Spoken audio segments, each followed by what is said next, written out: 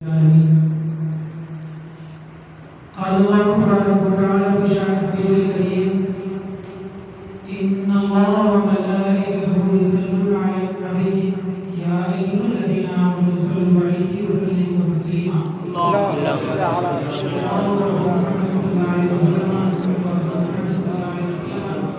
صلوا عليه الصلاة والسلام عليك يا رسول الله صلى الله تعالى عليه وسلم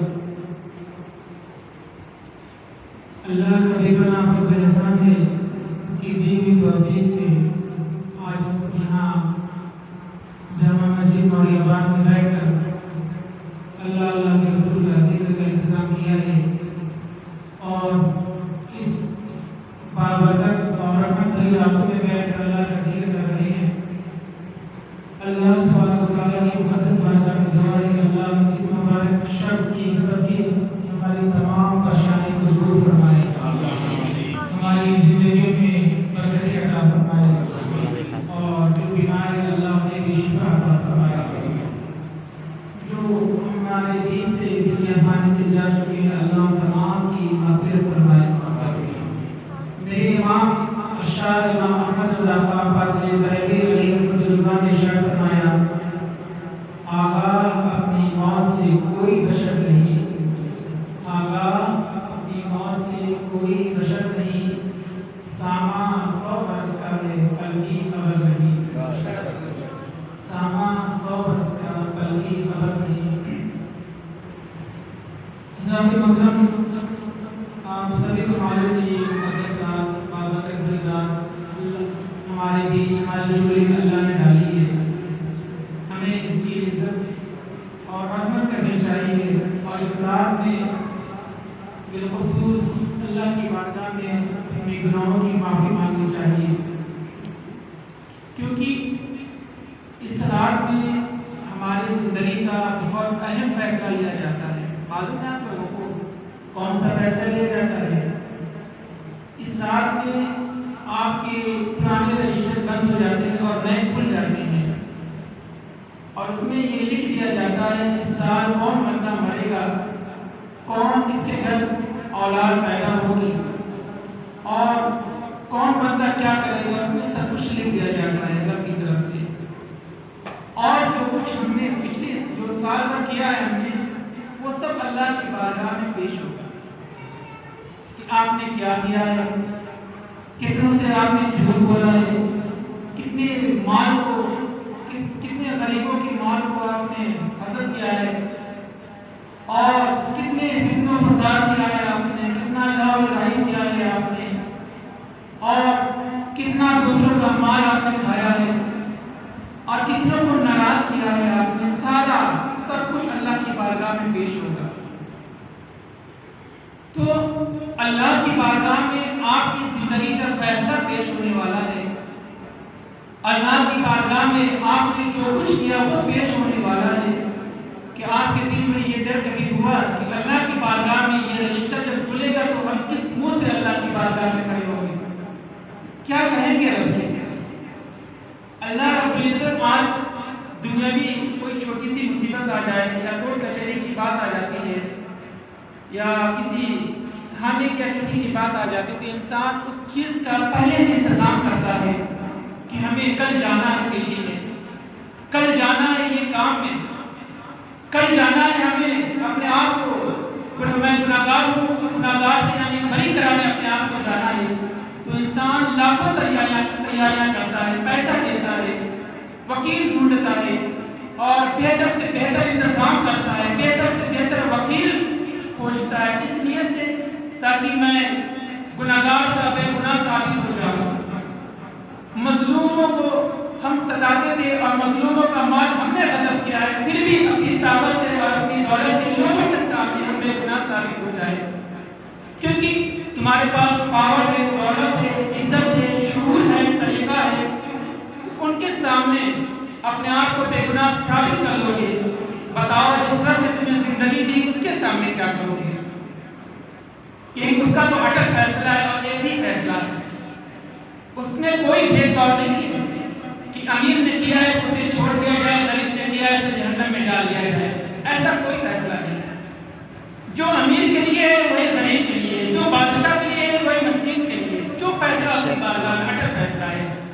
فیصلہ ہے، اس کی بارگاہ میں کوئی بھید بھاؤ نہیں ہے۔ تو بتاؤ اتنا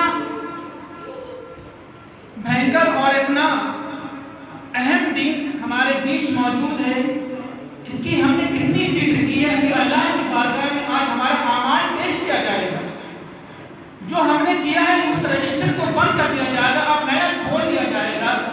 تو بتاؤ ہمارے دلوں میں کتنی فکر رہی، کتنا ہم اس کے لیے پریشان ہوئے کہ اللہ کی بارگاہ میں دعا کیا، یا اس سے پہلے اس رات آنے سے پہلے ہم اللہ کی بارگاہ میں سجدہ ہو گئے کہ مولا جو کچھ ہم نے سال بھر کیا ہے مولا مجھے معاف فرما دے۔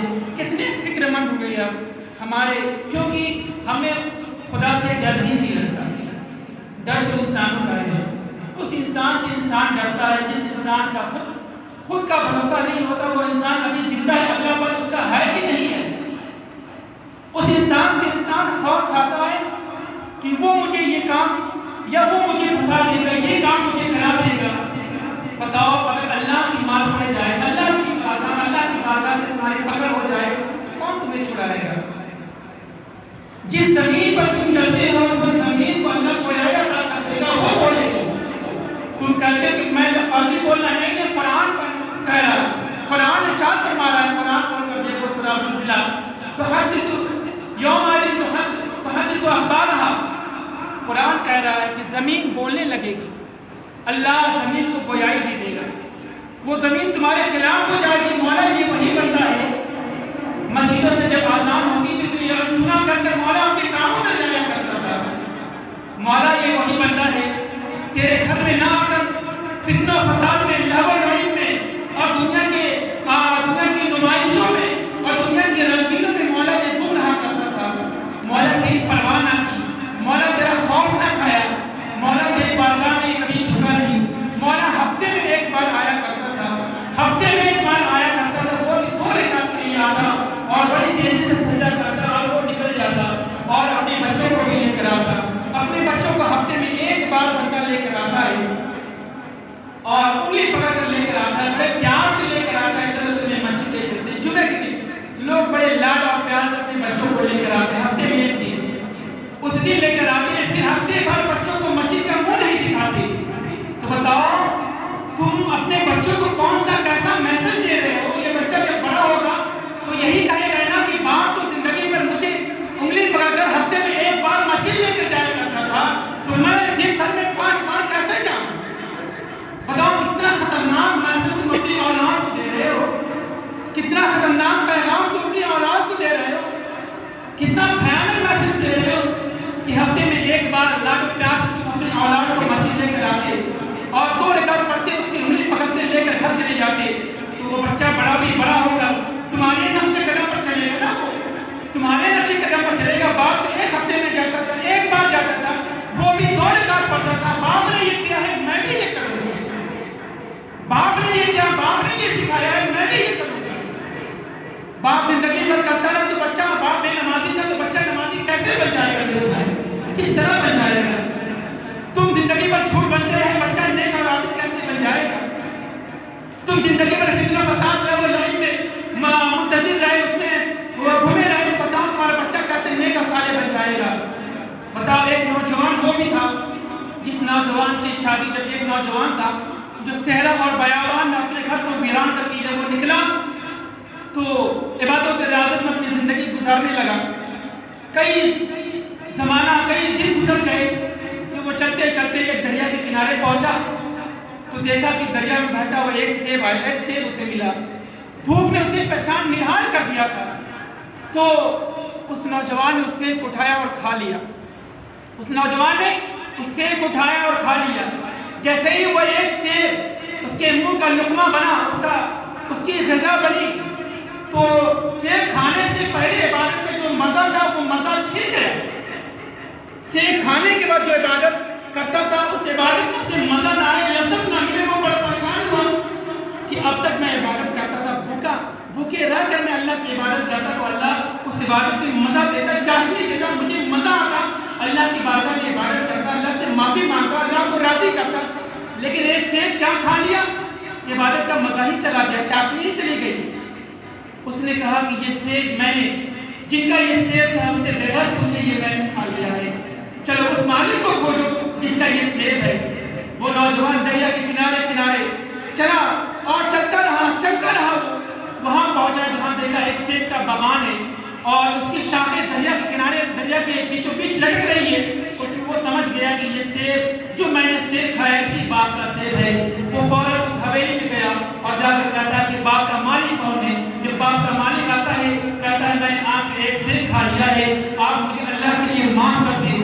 وہ بھی کوئی معاملے انسان تھوڑی تھے، وہ سمجھ گئے کہ یہ بندہ کوئی معاملی بندہ نہیں ہے، کہا میں تمہیں ایسے نہیں معاف کروں گا، تمہیں پہلے میری مزدوری کرنی پڑے گی اور تمام تر مزدوری کرنی پڑے گی، میرا کہنا ماننا پڑے گا، جب میں راضی ہو جاؤں گا تب میں تجھے مانوں گا۔ بتاؤ ایک سیب کھایا تھا، تم اپنی زندگی پر غور و فکر کرو، تم نے کتنا غریبوں کا مال کھایا ہے، کتنا حرام کھایا ہے اور کتنا لوگوں کو تکلیف پہنچا کر اپنی زندگی اپنا محل بناتے رہے، تمہیں کبھی یا کبھی ڈر کا احساس بھی نہیں ہوا۔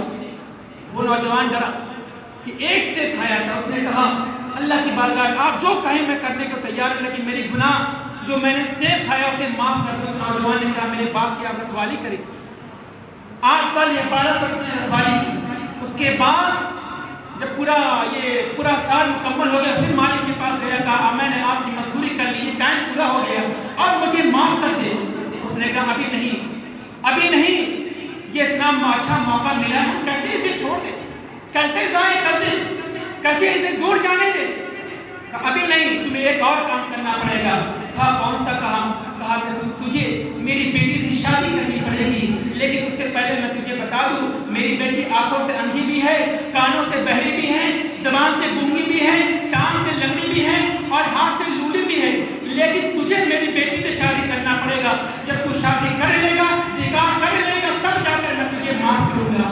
اسے اللہ کا خوف تھا، دنیا والوں کا خوف نہیں تھا۔ دنیا جو کرتی کہتی کہنے دو، اللہ راضی ہو جائے گا تو سب راضی ہو جائے گا، سب راضی ہو جائے گا۔ انسان دوسرے کو راضی کرتا در بدر پھرتا رہتا ہے، پوری زندگی گزر گئی، کسی کی زندگی 40 سال گزر گئی، کسی کی 50 سال گزر گئی، کسی کی 45 سال گزر گئی، کبھی بھائی راضی ہو جائے، کبھی ماں راضی ہو جائے، کبھی بہن راضی ہو جائے، کبھی رشتے دار راضی ہو جائے، دوست راضی ہو جائے، عزیزاں طلبا راضی ہو جائے، لیکن 60 سال زندگی کماتا رہا، کھلاتا رہا اور راضی کرتا رہا، لیکن کوئی بندہ راضی نہ ہوا۔ اے مسلمانوں، اے نوجوانوں، تمہاری عقلیں کہاں ماری گئی؟ میں تمہیں ایک پیغام اور ایک میسج دیتا ہوں، اگر اللہ کے رسول سے پیار ہے، سچا پیار ہے تو سنو، دنیا راضی ہو چاہے نہ ہو، تم ایک کو راضی کرو، تم ایک کو راضی کرو، جب وہ راضی ہو جائے گا تو تمہارے دلوں، تمہاری محبت سب کے دلوں میں ڈال دے گا۔ ایک کو راضی کرو، کسے راضی کرو؟ وہ اللہ کو راضی کر لو، اللہ راضی ہو جائے گا تو سب راضی ہو جائے گا، سب راضی ہو جائے گا۔ اللہ راضی ہو جائے گا تو غیروں کو بھی مجبور کر دے گا کہ یہ میرے ہی، مجھے پالو۔ تمہیں یقین نہیں، موسیٰ کی تاریخ اٹھا کر پڑھو، فرعون کے گھر میں اللہ نے ان کی پرورش کرائی۔ حضرت ابراہیم کو جو آگ مسلط کی گئی تھی، اللہ نے اس پر آگ کو گل گلزار بنا دیا گیا تھا۔ جب اللہ اسے پالنا چاہے تو دشمنوں کے گھر میں دشمنوں کو مجبور کر دے گا کہ یہ میرا بندہ ہے، اسے تو پال۔ جب بندہ بندے کا خیال کرتا ہے تو وہ رب اس بندے کا خیال کرتا ہے۔ جب یہ بندہ ہو کر بندے کا خیال کر رہا ہے، میں تو رب ہوں، تو اس بندے کا خیال کیوں نہ کروں میرے بھائی، کیوں نہ کروں؟ تو نوجوان نے کہا ٹھیک ہے میں شادی، اس کو صرف اللہ کی رضا چاہیے تھی، اللہ کی رضا۔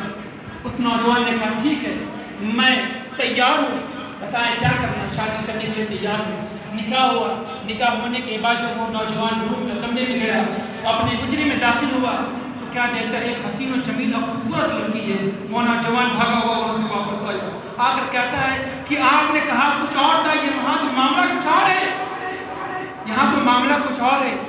پھر اس نے کہا کہ میں نے جو کہا تھا آپ سمجھ نہیں پائے، میں نے کہا تھا کہ میری بیٹی نے کبھی لقمہ حرام اپنے منہ کو نہیں لگایا ہے، میری بیٹی نے کبھی کوئی غلط بات اپنے کانوں سے نہیں سنا ہے، میری بیٹی نے کبھی بے حیائی اور برائی کی طرف اپنے قدموں کو نہیں اٹھایا ہے، یعنی یہ سب چیز انہوں نے بیان کی۔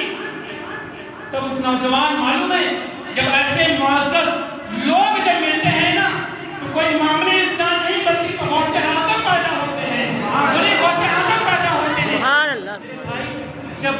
ہم اپنے بچوں کی پرورش اور اپنے بچوں کے علم دین سے جب جوڑیں گے نا، جب اور رشتوں میں اور نکاح کے موقع پر بہترین انتظام کریں گے. کون سا بہترین انتظام؟